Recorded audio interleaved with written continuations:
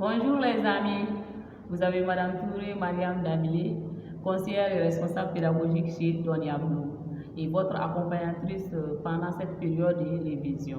Nous ne sommes qu'à quelques semaines du baccalauréat et je vous conseille de bien vous organiser pour réviser vos leçons afin d'atteindre un bon résultat. Ceci est le premier conseil que j'ai à vous donner sur les séries de conseils que nous aurons à nous entretenir pendant le mois de révision. Donc aujourd'hui, nous avons un thème: comment utiliser les outils numériques pour préparer son baccalauréat. Les outils numériques sont nos compagnons de tous les jours. On les utilise pour les différents besoins toute la journée et c'est pendant souvent tard jusqu'à dans la soirée. Des outils tels que YouTube, Snapchat, WhatsApp sont des outils que les gens utilisent pour s'amuser, échanger avec les amis et souvent passer du temps, alors que c'est le temps que vous n'avez pas, mes chers candidats.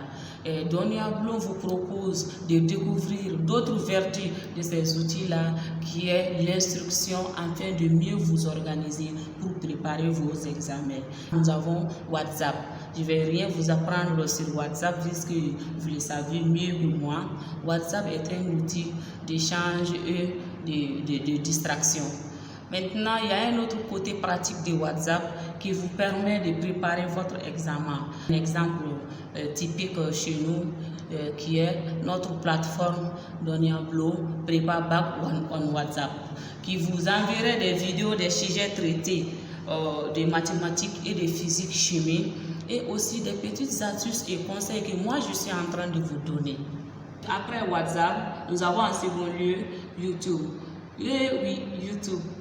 Ce n'est pas uniquement pour télécharger les vidéos de Rihanna, de Fally Ipupa, de Sidiki Diabaté. YouTube a une autre vertu qui est l'instruction. YouTube vous permet de pouvoir avoir des sujets traités en vidéo et des conseils pratiques. Le problème avec YouTube est que les programmes ne sont pas forcément ceux du Mali et que vous n'avez pas la possibilité de pouvoir vérifier la véracité des réponses données. Mais l'utilisation de YouTube est très pratique. En dehors de ces sites-là, nous avons aussi des applications téléphoniques. Oui, plusieurs d'entre vous possèdent des téléphones Android. Il y a des applications qui sont fort utiles comme Photomap ou SnapSchool.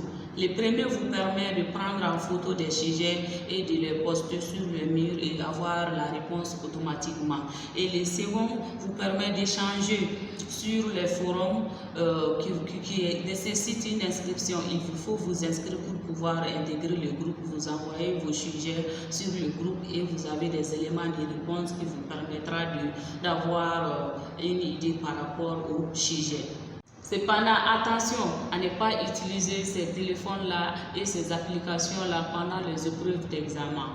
Maintenant, à côté de ces applications-là, nous avons aussi Google Agenda, qui sont dans les téléphones sous Android, qui vous permet de planifier votre temps de révision. Il suffit d'aller télécharger sur Play Store et vous n'aurez qu'à le suivre pour vous permettre de définir votre calendrier de révision. En dehors aussi du calendrier, nous avons l'alarme. L'alarme est même dans les téléphones les plus simples qui soient. Donc, c'est dans les téléphones, c'est un outil très utile qui vous permet de faire un rappel et de suivre les calendriers définis dans Google Agenda.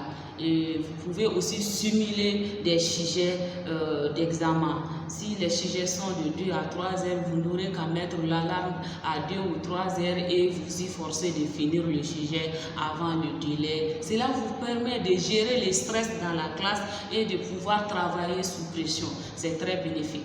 Oui, ce n'est pas tout. Vous trouverez plein d'autres outils dans notre fiche conseil en format PDF et je vous conseille de bien utiliser ces outils-là. Je vous souhaite une bonne révision. C'était Madame Touré chez Donia Blue à votre service. À nous revoir pour une nouvelle vidéo. Bye!